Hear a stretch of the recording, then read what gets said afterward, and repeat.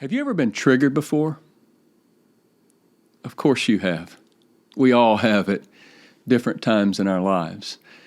And it's crazy how things can be going just fine and someone can say or do just the one little thing, the right thing, and it triggers us to anger or frustration or defensiveness.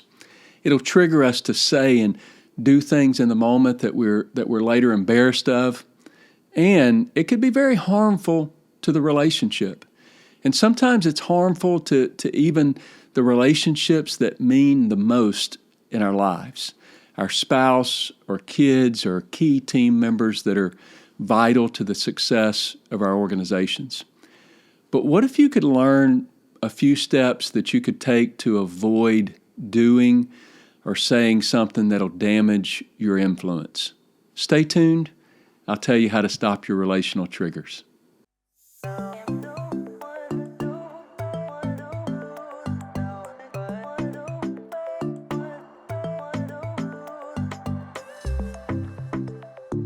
Hey there, I'm Ryan Franklin, and I'd love for you to join me every week as we explore leadership topics that'll help you get the clarity needed to move your organization forward. Just hit the subscribe button and the bell to get notified as soon as I post a new session. As I coach Christian leaders every week, one thing is really clear. Christian leaders are wasting a ton of time trying to grow themselves because they have no plan.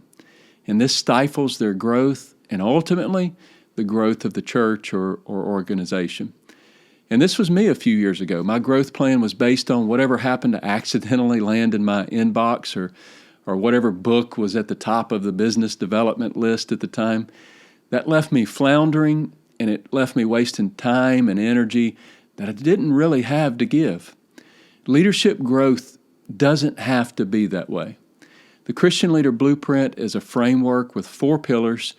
We want to establish a better rhythm of life, see ourselves more clearly, leverage our strengths, and build more productive relationships. And if you systematically work through those 4 pillars, you have a proven plan that will help you maximize your effectiveness as a leader and ultimately crushing the results of your organization. And this framework, the Christian Leader Blueprint, is available as a short guide on my website for free. You heard that right. It's free. So don't delay. If you want to maximize your growth and effectiveness as a leader, go to christianleadermadesimple.com and get the Christian Leader Blueprint for free right now. And without any further delay, let's get to our session. The word trigger is a psychology term used to label something that causes us to remember a painful memory. And sometimes that painful memory will create a negative and unwanted reaction. And there's a very wide range of different triggers out there, and they can cause a wide range of responses, from just a small amount of stress and anxiety to something severe like PTSD. And so the subject of triggers is a very broad subject. So in this session, I want to cover the milder and more common relational triggers that could possibly surface in any leader's basic interactions with people. And a few of the more common examples I can think of is when maybe someone's anger triggers your anger. Maybe your dad or mom had an anger problem when you were a kid, and so when someone gets visibly angry at you, this just sort of triggers a retaliation of anger in you. And maybe someone's emotional breakdown causes you to get overly nervous and give in to what they want just to try to appease them and calm them down. Even though it's not in your best interest or the best interest of the organization, or maybe someone doesn't respond to your repeated attempts to reach out to them. And this reminds you of those times that you felt extreme aloneness as a kid, and it triggers some negative response in you. These are uncomfortable times. They can leave us feeling a little vulnerable and even embarrassed as we as we retaliate inappropriately. And there's a million other ways that a trigger can happen. But here's the deal.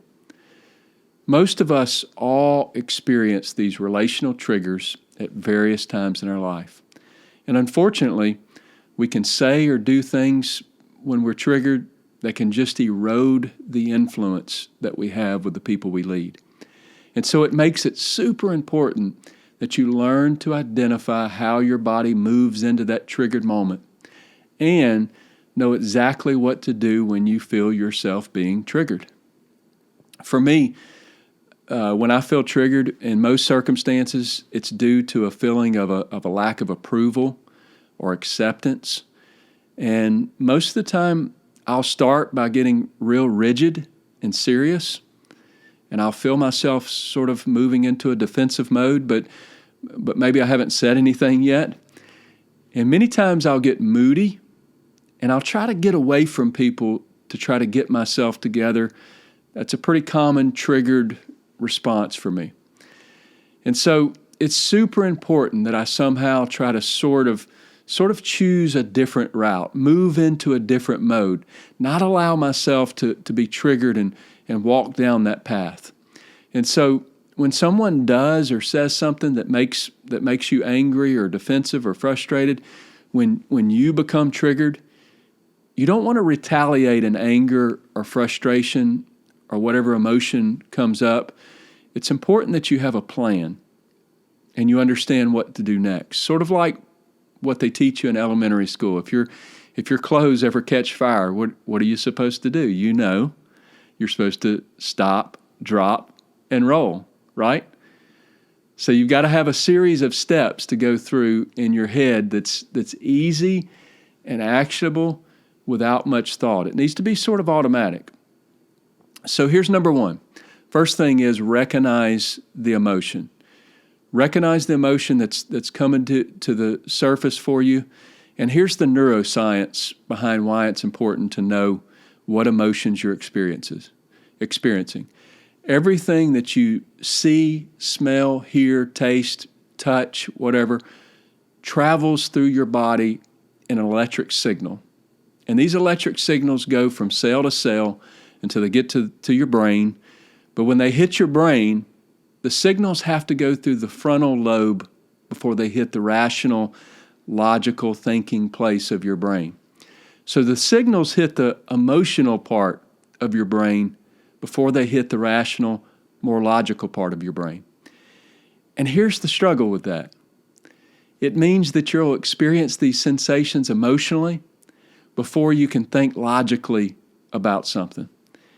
And so if we actually recognize and even name that emotion in our minds, we'll find ourselves thinking much more clearly and much more quicker. And I've heard it said quite often, if you can name it, you can tame it. And so if you can actually name that emotion that's going on in you, you can tame that emotion. And so the second thing that you need to do, if you find yourself triggered after recognizing the emotion, you want to, number 2, listen to the other person. Use active listening and give the other person the benefit of the doubt. And this is to validate what the other person said, to let them know that you hear them. Either repeat back what they said or paraphrase it somehow. You don't have to agree with what they said, just let them know that you heard them. And if the circumstances are so that you don't feel like you can do that, just say something like, wow, that's really hard to hear. If you say that, you'll still be authentic and truthful in your response, but you're not firing back at them in a defensive posture. And so recognize the emotion, listen to what the other person is saying, and then number 3 is gain perspective. Ask them a question to gain perspective. Don't be abrasive. Just ask them a question to sort of figure out what's going on in their head and where they're coming from. Instead of defending or taking a shot at the person, get curious to find out why they are saying or doing these particular things. And so recognize the emotion, listen to what the person is saying, stay curious and gain a different perspective. And then number 4, own your part. Own your part of the problem by practicing compassion and acceptance. Think about the circumstances that stirred you and try your best to own something in it. Apologize if you need to.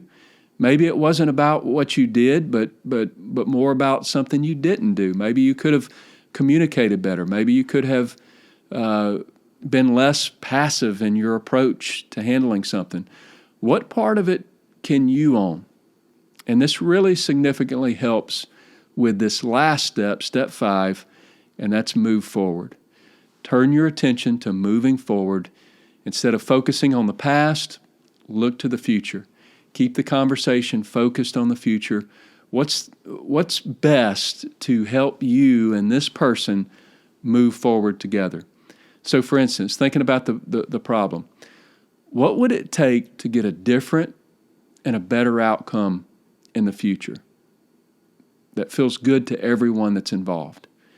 You have to remember that you really need to take the high road in this situation. It's not easy, but it's the best thing for you and for the organization. There's a saying that I like. It says, "Never wrestle with a pig.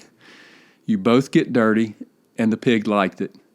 So even if the other person is completely wrong, they may even be a pig, unfortunately, and maybe the problem comes from an insecure or wounded place, and you have to understand that. That's okay.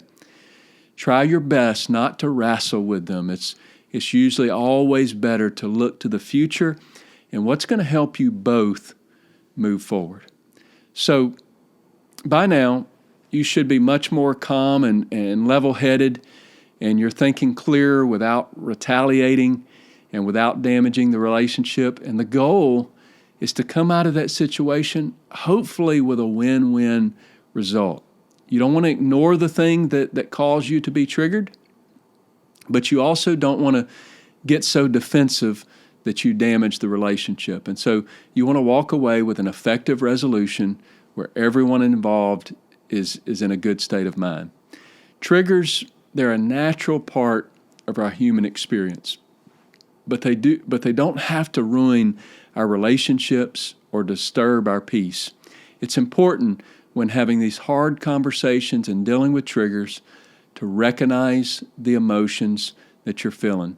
Listen to what the other person is saying. Stay curious and gain a different perspective on the situation. Own your part of the problem, and then focus on moving forward in the relationship. Doing these things are going to help you find a resolution that benefits you and the other person. I hope this helps. If you haven't watched or listened to my last few sessions, I've done a series on leadership derailers, and I encourage you, go back, check them all out. I promise you'll be glad you did. Thank you so much for tuning in. I hope you have a great day. God bless.